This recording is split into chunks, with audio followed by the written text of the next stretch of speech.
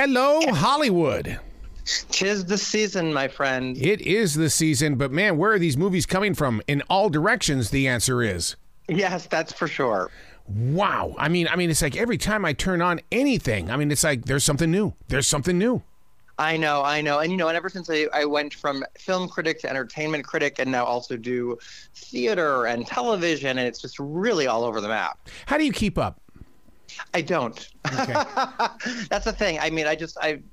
It's so weird, and especially like a week from today, our nomination recommendations are due for the Critics' Choice Awards, and the amount of screeners that I have and what I'm supposed to get through between now and then, they only send them to you in like the last week or two, yep. And you can watch 80 movies a day to make up for all the ones that they didn't let you see throughout the year. It's just ridiculous. So there's that, but then there's also, all the other work that I do and promoting and cheerleading of arts and entertainment. And it's just, it is a lot of, I love it. Don't get me wrong. I can't imagine doing anything else. Wow. But it's hard to keep up. And then there are other priorities that I have that sometimes, get neglected. The digital format has changed everything, especially here, because we've lost 2 theaters in the past month, and it's like, okay, we've got to somehow, some way preserve these theaters because I realize there's a lot of them out there, but it doesn't mean that it's time to let them go. Mm-hmm. Absolutely. I think there's going to be more of that, if anything else, especially as we see the award season roll through and more things go to Apple TV Plus and to Netflix and Prime Video and the rest of it. Do you think they'll come up with some sort of rule that says, hey, look, you cannot put it on the digital platform until maybe 3 or 4 weeks after it's been released? Or do they want that quick buck right away? No, it changes. Like, for example, if we look at a movie like Glass Onion, which came out last Friday in theaters, is opening December 23rd on Netflix. So you've got a good month there. But then there are other ones like Spirited, Apple TV Plus, which opened in theaters, and then just 1 week later open on streaming on Apple TV Plus. So the window's closing. And then there are those that are, opening same day where you can like stream it on Peacock and in theaters, certain movies or things like that, so it all depends. I'm in that position where I don't know what's opening this weekend. I know. So what is going on? Oh, well, I'll let you know that there's one big movie opening today, and that's why I started with 'Tis the Season, because it is a holiday film. It's the rare R-rated holiday movie, which we get far too few of, and it's Violent Night, starring David Harbour, who is Hopper from Stranger Things. Everybody loves him, and he plays Santa Claus. He's this like curmudgeonly, really like bitter, kind of burned out Santa Claus, but he's the real Santa Claus. And then he goes down the chimney, the wrong chimney at like the right chimney at the wrong time. Oh, wow. So, and he's more John Wick than Saint Nick, as I like to say. And because a lot of the fight choreography, it's very rated R, it's very gory, very bloody. All the kills and the fight scenes are great. It's like action Santa Claus. So he's trying to rescue a family from terrorists and save himself. And they're very creative kills, just like in John Wick, just like you'd expect. And I just love it because you don't get a lot of R-rated family it's R-rated holiday films, so it's not for the whole family, but it's just kind of fun to be able to go there. Someone told me that he came out of the theater. He wrote to me like immediately and said, I've never seen anything like this. He says, oh my God, he says, I'm now out of the Christmas spirit. Out of the Christmas spirit? That's what he said, yeah.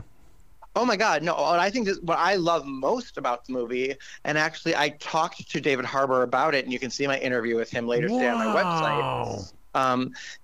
So I'll debut my interview with him on TV this morning, and then put it on my website so you can see it. But I said to him that this is a movie that is incredibly violent. It definitely delivers on the violent in the name of the title, but it is still packed with that feel-good holiday Christmas cheer. Yeah. And it really is. You still kind of have that whole question of, is Santa Claus real? There is all the holiday magic, like the reindeer and everything else. The comedy, it's very funny. It's like, it's rated R only because of the violence. Mm-hmm, it's, it's not really, there's no tone. It's not about like sexuality or tone or language even as much. It's more about just like really, extensive fight scenes that show blood. I think they could have made it probably PG-13 if they didn't show blood, as many, that's kind of the line that they draw in the ratings judgment panel. But like aside from that, it's still a total holiday movie where not only does a family have to kind of find their spirit again, but also, I mean, I don't want to give too much away, but there's a great story arc for Santa Claus. Santa Claus is a great backstory. You learn a little bit. I would totally take a prequel of this movie, find out who this guy was before he became Santa. Yeah, like, millennia ago, let's say. And it's really, really cool. You got some flashbacks to who he was before that are really neat. And I think it was great, but I do think it really is packed with the Christmas spirit. I believe that they accomplished that very intentionally and effectively. I would like you to see it to let me know which one of your friends you agree with. I'll tell. And which one is my friend, right? Put you on the spot, right? Well, I mean, marketing wise, I mean, I'm shocked that they didn't go with a PG-13, and the reason why is because, I mean, we're going into a 2 or 3 week period here where the young adults are going to need a movie to see, and they're not getting into an R-rated movie. Yeah, that's true. But, Strange World just came out, and that was supposed to be a juggernaut. I don't know if anyone's going to do that. And there are other things like, Glass Onion and some of the other ones, The Menu, some of these other PG-13 films that are very good. Love The Menu. There are some good things out there. I'm forgetting the big one next week, but you also have Avatar around the corner in like a week or two.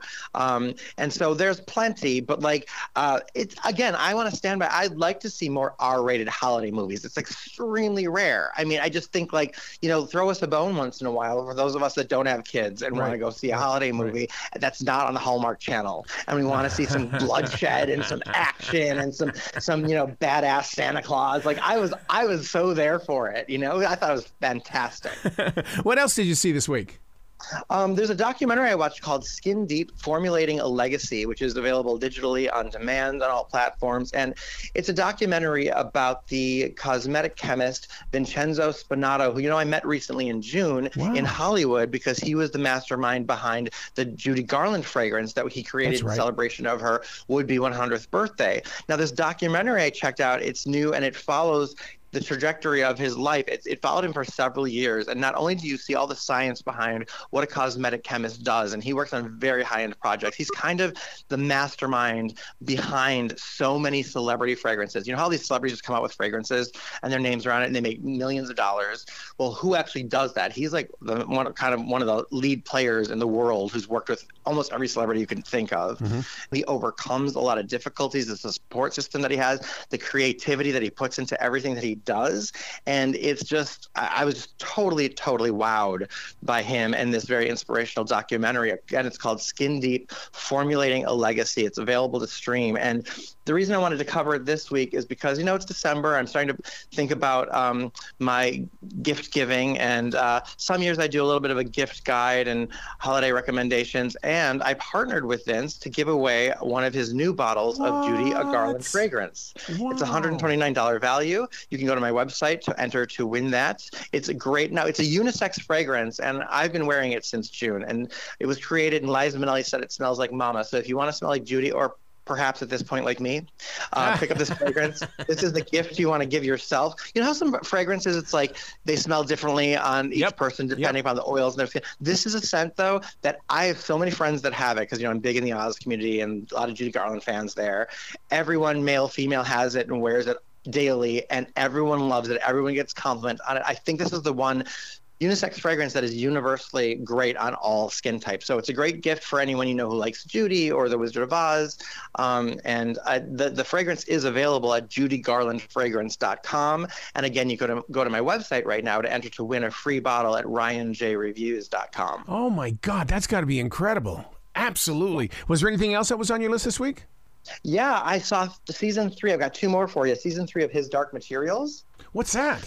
Have you been watching the HBO series, HBO Max? His Dark Materials is based on a Philip Pullman series, and it's a book series, a trilogy. They're like my favorite books. I liked them even more than Harry Potter. It's kind of for young adult, but also skews a little bit older and more mature. The Golden Compass, which was book 1, was turned into a film starring Daniel Craig and Nicole Kidman. It didn't do well at the box office. I think it was 2007. And if you remember that one, but the Golden Compass is book 1, book 2 is A Subtle Knife, book 3 is The Amber Spyglass, and this is season 3. They've adapted all 3 books to HBO so well. It's kind of like, it's it's more Harry Potter than it is Lord of the Rings. It's not like about a kid that goes to a magic school, but it's about these parallel worlds where a child becomes part of a prophecy and meets another child who can cut through worlds, and it's very mature, very adult. The books were kind of controversial because it's about overreaching government agency that wants to tell people how to live. Some people were saying it was an allegory for religion. At the time, the author was atheist. He's not anymore. It's a very interesting backstory behind all this.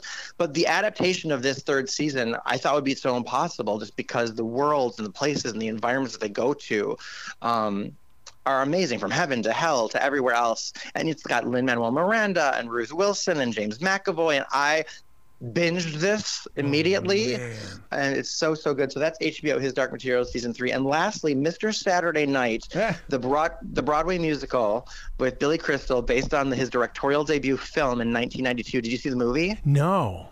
I didn't either, and I actually didn't even know. I didn't know it was a movie. You know, but Billy Crystal is a national treasure. Obviously, everything he does is hilarious. He's wonderful and hilarious. In this, it was nominated for 5 Tonys, didn't win, but it ran for about 4 months on Broadway earlier this year. Was filmed during its last week and debuts now on Broadway HD, the streaming platform. One of his co-stars in it is Randy Graff. She originated the role on Broadway in Les Mis. Fantine, the girl, who sings "I Dreamed a Dream," the role that won Anne Hathaway an Oscar. So she's in this musical. Also, Shoshana Bean, who I adore. She's one of my favorite Broadway stars. She was the first Elphaba replacement on Broadway in Wicked after Idina Menzel left. So great talent, and it's not a true story. I thought it seems like it's a true story because it's about a stand-up comic, but it's not. It's an original story that Billy wrote with some friends, and made this film, and I was Broadway musical, and I love a Broadway musical, so I love Broadway HD, and it's really cool to see a musical from this year just hit there, as opposed to waiting several years before Hamilton came to Disney Plus. We had to wait several years, you know what I mean? This is like, we get one that just closed in September, and now you can watch it. Wow. See, I haven't heard the name Billy Crystal in so long, and to have this pop up is like, oh my, because we've been watching on, what I love about HD TV is the fact that you can go back there and watch old television shows, and we've been binge watching Soap. Oh wow, so good. And yet, you sit there and you go, as in my 20s and 30s, I mean, Soap was like, oh, okay, it's funny, but as an adult, it's like, God, this is great. Absolutely. This is brilliant writing. These guys knew exactly what they were doing. So true. So true. Wow. So you've got a big interview that's going to be popping up on RyanJReviews.com in a matter of hours. I mean, to be with that actor, I mean, I just cannot imagine, because I only know him from Stranger Things. I mean, but to be in a real life situation, that I'm going to be on your website. Oh, yeah, you have to be, because especially the first thing he says in the interview is so funny to me, and you'll get it. That's awesome. And make sure that you do your homework for those critic reviews and your nominations and stuff. Oh, boy, yeah. Let's see, I'm going to need a lot of coffee. I'll keep you posted. I'll be calling you at 2 o'clock in the morning. Which one you on? Don't hesitate. Thanks, Arrow. You be brilliant today, okay, buddy? You too. Thanks so much.